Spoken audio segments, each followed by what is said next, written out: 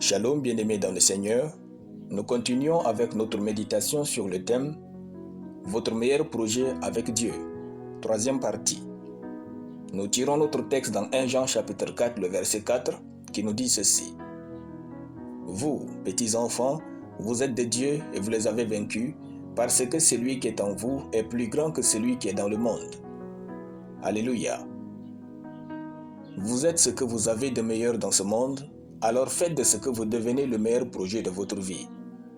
Notre verset dit « Celui qui est en vous est plus grand que celui qui est dans le monde. » Cela révèle que ce monde n'a pas assez de puissance pour détruire qui vous êtes tel que Dieu vous a créé. Il se peut que certains ne vous aiment pas, d'autres vous traitent mal et d'aucuns vous détestent. Cela ne change en aucun cas l'opinion de Dieu à votre égard, alors soyez à l'aise. Une chose est certaine, on peut vous voler, mais nul ne peut détruire ce que vous devenez dans la main de Dieu. On peut vous haïr, mais nul ne peut détruire ce que vous devenez dans la main de Dieu. On peut vous saboter la vie, mais nul ne peut détruire ce que vous devenez dans la main de Dieu. On peut vous nuire et chercher à vous anéantir, mais nul ne peut détruire ce que vous devenez dans la main de Dieu. Les frères de Joseph l'ont détesté à mort, mais leur haine n'a pas changé le dessein de Dieu à l'égard de Joseph. Il en est ainsi pour vous. Vous êtes de Dieu et appartenant à Christ. Et il est écrit, « Il n'y a donc maintenant aucune condamnation pour ceux qui sont en Jésus-Christ. » Romains chapitre 8, le verset 1. Alléluia. Notre grande responsabilité, c'est de devenir celui que Dieu a désiré voir en nous créant sur cette terre. Ne permettez à personne et à aucune circonstance de vous changer en mal. Une amie m'a conseillé un jour et m'a dit, « Si tu dois changer un jour, change en meilleur. » Ce que vous devenez est plus important que ce que vous avez vécu.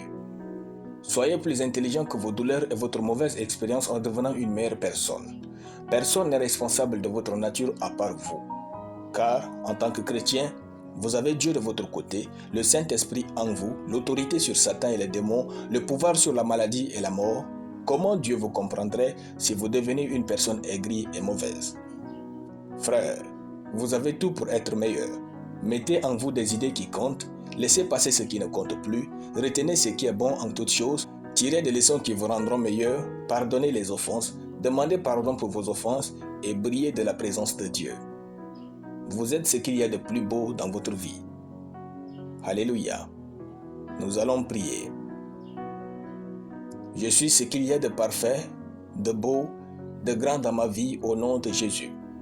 Je suis satisfait de ma vie avec Dieu et chaque jour, je vais de gloire en gloire au nom de Jésus. Amen. La lecture biblique en une année, Ézéchiel chapitre 1 à Ézéchiel chapitre 5. Soyez bénis, c'était le pain du ciel.